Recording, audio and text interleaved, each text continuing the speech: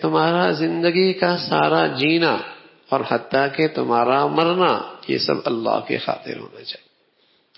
قل ان صلاتی، یہ ہے دین اسلام، یہ ہے اس دین کا حاصل۔ یہ نہیں کہ یہ زندگی کا حصہ پرائیویٹ ہے، اس میں میں آزاد ہوں، یہ مسجد کی زندگی ٹھیک ہے اللہ کے لیے ہے، یہ بازار کی زندگی میں زمانے کے تقاضوں کے محتاج ہوں، میں اس زمانے کے تقاضوں پہ عمل کروں گا۔ شادی اس معاملے میں آزاد ہوں۔ آج کا مسلمان جو نفس پرست ہے، خواہش پرست ہے، نفس پرستی کی زندگی گزارتا ہے، اسلام کا لبادہ بھی اوڑھنا چاہتا ہے اور اسلام سے آزاد زندگی بھی گزارنا چاہتا ہے۔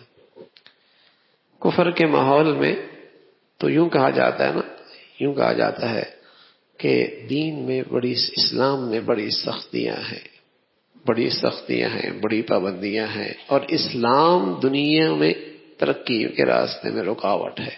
کفر کے ماحول میں تو یہ کہا جاتا ہے، لیکن اسلام کے معاشرے میں، مسلمانوں کی سوسائٹی میں، اسلامی دنیا میں انہی کے جو کرندے ہوتے ہیں، چونکہ انہیں مسلمانوں سے مفادات ان کے وابستہ ہوتے ہیں، تو وہ تو یہ تو نہیں کہتے کہ اسلام کی وجہ سے پابندی ہیں، اسلام راستے میں رکاوٹ ہے۔ وہ کیا کہتے ہیں؟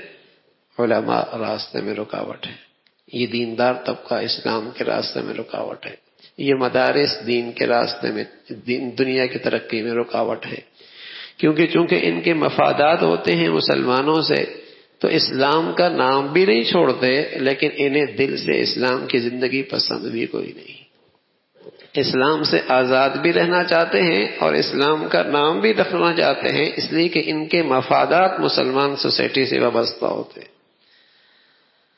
جو باتیں کفر اسلام کی بنیاد پر کہتا ہے اپنے ماحولوں میں، وہی ان کے ترجمان مسلمان معاشرے میں یہ ساری چیزیں دینداروں کو سامنے رکھ کر، اہل علم کو سامنے رکھ کر، دینی اداروں کو سامنے رکھ کر کہتے ہیں۔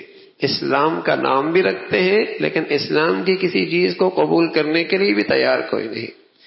ان کی نظر میں عبادت بھی فضول ہے، شرم و حیا بھی فضول ہے، حلال کھانا بھی فضول ہے، اور پردہ بھی فضول ہے۔ یہ سب چیزیں فضول ہیں، لیکن پھر بھی مسلمان رہنا چاہتے ہیں۔ اور دین اسلام کی حقیقت جو اللہ نے بتائی ہے، قل ان صلاتی ونسکی ومحیای ومماتی للہ رب العالمین، کہ مسلمان تو وہ مسلمان ہے جس کی پوری زندگی جینا مرنا اللہ کے حکموں کے تحت ہو، یہ اس کے ایمان کا تقاضا ہے۔